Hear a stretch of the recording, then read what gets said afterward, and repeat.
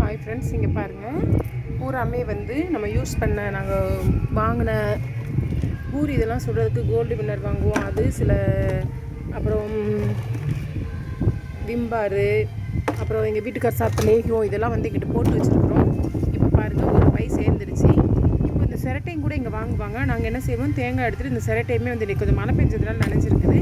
இப்போ இதெல்லாம் வந்து இந்த சிரட்டையெல்லாம் இன்றைக்கி போடல, நனைஞ்சிருக்கிறதுனால இப்போ இதெல்லாம் கொண்டு போய் நாங்கள் பழைய இரும்பு கல்லில் போட்டுருவோம். இது இப்போ இதுலேருந்து நான் என்ன சொல்ல வரேன்னு பார்த்தீங்கன்னா, நம்மக்கிட்ட வேஸ்ட்டாக இருக்கிற நம்ம தூக்கி போடுற ஷாம்பு, அதாவது சோப்பு டப்பாவாக இருக்கட்டும், ஷாம்பாக இருக்கட்டும், இல்லை விம்பாரோட ஐஸ்கிரீம் டப்பாவாக இருக்கட்டும், இல்லை எண்ணெய் டப்பாவாக இருக்கட்டும், ஏதாவது கூல்ட்ரிங்க்ஸ் வாங்கி குடித்த கேனாக இருக்கட்டும், தூக்கி அந்தந்த இடங்களில் போடாதீங்க.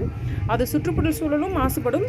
இன்னொன்று பார்த்தீங்கன்னா, நம்மளுக்கும் வந்து மணி வேஸ்ட்டு. இப்போ வந்து பாருங்கள், இதெல்லாம் வந்து கூல்ட்ரிங்க்ஸ் பாட்டிலே நாங்கள் குடிச்சிட்டு எல்லாமே வந்து இங்கே போட்டு வச்சுருவோம். ஏன்னா நம்ம திருப்பி போய் இதை கடையில் போடுறப்போ இதுக்கு நம்மளுக்கு ஒரு சின்ன அமௌண்ட்டு தருவாங்க.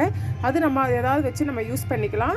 ப்ளஸ் நம்மளுக்கு இதில் 2 ப்ளஸ் பாயிண்ட்டு. ஒன்று, நம்மளுக்கு நம்ம காசு போட்டு வாங்கின பொருள் திருப்பி ஒரு சின்ன அமௌண்ட்டுக்கு திருப்பி காசாகவே மாறுது.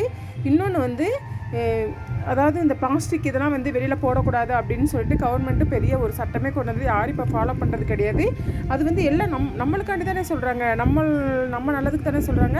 சுற்றுப்புற சூழல் மாசுபடாமல் இருக்கிறதுக்கும் நம்ம வந்து ஒரு பாதுகாப்பாக பண்ணுற மாதிரியும் இருக்கும்.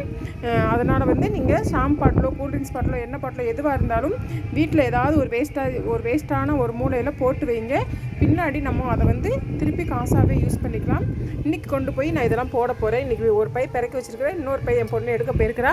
அதையும் கொண்டு வந்து பூராமே பிறக்கி எடுத்து வச்சு கொண்டு போய் போட்டுருவோம். ஓகே ஃப்ரெண்ட்ஸ், இந்த வீடியோ எத்தனை பேருக்கு பிடிக்குன்னு தெரியல. பிடிச்சிருந்தால் லைக் பண்ணுங்கள், ஷேர் பண்ணுங்கள், கமெண்ட் பண்ணுங்கள், மறக்காமல் சப்ஸ்கிரைப் பண்ணுங்கள்.